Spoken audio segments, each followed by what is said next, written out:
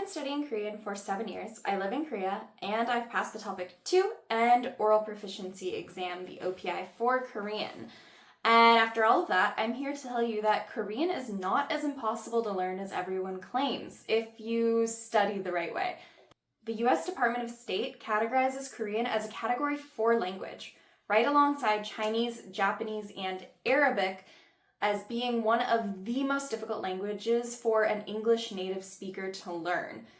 This means that it takes roughly 2,200 class hours to reach professional working proficiency, but keep in mind, working proficiency is not fluency. Fluency means speaking smoothly and naturally without pausing to translate in your head or think and constantly organize your thoughts. Whereas working proficiency means that you can handle daily job tasks, you can write emails, you can survive meetings, but you still need time to organize your thoughts. You probably still look up things in the dictionary, and you can't always remember which formality to use when writing an email. This is specifically in relation to Korean because of the formality levels.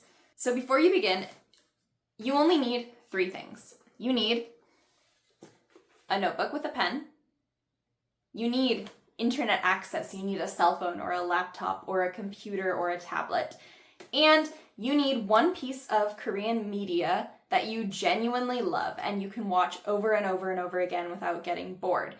Here's my hot take. As popular as comprehensible input is right now, with a Category 4 language like Korean, you have to do formal grammar study. Maybe that's not such a hot take. I don't think it really is, but you can't just listen and learn. Like, yes, you can learn some basic things with Korean, but it is so different from English. You need formal grammar study.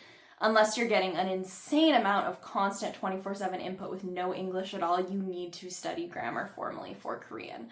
I would really, really recommend a site like How to Study Korean or textbooks like Korean Grammar in Use to give you the exact framework that you need for grammar, the basics to learn Hangul. You really need to start with Hangul, and then you can go into grammar. And for vocabulary, well, everyone preaches Anki and spaced repetition flashcards. For me personally, I actually loathe flashcards, and I've always found writing notes by hand on everything I study and picking up vocabulary organically through YouTube content and native immersion. That is immersion where I'm speaking to native speakers a lot with no English, worked infinitely better for me to learn vocabulary. But that said, I know that that doesn't work for everyone. It's just for me because I hate flashcards. They can come in handy for studying and for formal tests like TOPIK, but I don't know, I don't really love it. We're going to get into how you can study Korean. So, let's say you're starting from a total 0. Today is your first day. Here is my 7-step roadmap to Korean proficiency. I'm not going to say fluency because I am not fluent in Korean yet. So we're going to get going. Learn Hangul. Do this before your first official class or lesson if you are taking classes or lessons, so that you can focus entirely on pronunciation from day 1 or just use it as a review. I really, really stress that this is necessary. You can find a lot of YouTube videos that teach you how to use it. You can also find a page dedicated to learning it on how to study Korean. Go Billy is another YouTuber and Korean teacher who I really, really recommend if you want to learn basics. Talk to Me in Korean has a textbook and class. Talk to Me in Korean is a paid service, but it can be worth it if you're at the beginner level and if you're good at following through with services. You need to tackle grammar. Use resources like how to use YouTube videos like Go Billy, or use Talk to Me in Korean. Like I said, a paid service, but it can be worth it, and they have published textbooks. I also found that Korean Grammar in Use was a really fantastic textbook they have beginner, intermediate, and advanced. I would say beginner and intermediate are the best, and advanced is if you are really doing a lot of formal advanced reading or studying for TOPIK. As far as grammar goes, it's really just a matter of you use it over and over and over until it clicks. You have to have a lot of exposure, not just by studying, you need to be writing, you need to be reading. What's the point in grammar if you don't know any words to use with it? You need to learn the core 500 words, the most common 500 words. This is your baseline vocabulary. Once you learn that, you can start learning more in topics. Let's say you really love animals and you want to watch a lot of content related to animals, words related to animals and zookeeping and things like that you can learn next. But first, you need all of the basics, like I don't like, it's good, it's bad, it's fun, it's boring, it tastes good, it tastes bad, I know, I don't know. You need all of these words. Find flashcards on Anki if you're into flashcards, or on Quizlet if you use Quizlet. I've never used Quizlet, so I'm not 100% sure. You can also find really, really great lists like Tammy Korean for high frequency vocabulary. Pick your core media. Remember how I said you needed to have something you can watch over and over and over without getting bored? This is where that comes in. You need to have one drama you adore. You need to have an idol group you are obsessed with. You need to have a YouTuber where you watch every single one of their videos. And you need to watch that on repeat. I'm not talking 2 or 3 times. I'm talking over 10 times until you have memorized everything, even if you don't understand it. You need to be watching it that much, because even if you don't understand everything at the beginning, ear training is really crucial. You just need to get used to how Korean sounds. And specifically for this, if you are going to use a drama, which I would recommend something that's not as scripted, honestly, like variety content is really great. Idol content on YouTube and vlogs and YouTubers and mukbangers are really, really, really good for learning and just hearing and getting used to a single voice.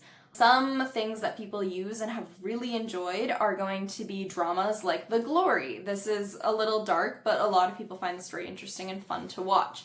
Not as useful for learning to speak because dramas aren't how real people sound, but you can use it to practice listening. Idol groups, I know people really like variety content that idols do, so you can think of something like Run BTS or Going 17 or To Do, even N O'Clock. All of these different variety shows, I don't know a lot, I don't watch a lot, honestly, but those are also really great and they're more unscripted, and you can kind of get used to hearing different formality speech levels depending on how close the group members in a group are to each other.